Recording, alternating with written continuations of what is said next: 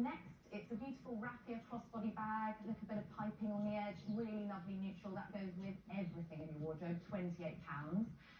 The boots are actually from Next, £46. I kind of love this because it's making Sheila's outfit very 60s, very retro, and because it is still chilly. It was 2 degrees when I woke up this morning, so I've gone for a boot with this look, but I hopefully, fingers crossed, in a couple of weeks she can switch that out for an open-toe sandal or a wedge, something like that. The earrings are really quite cool, if you can show us, maybe a close-up.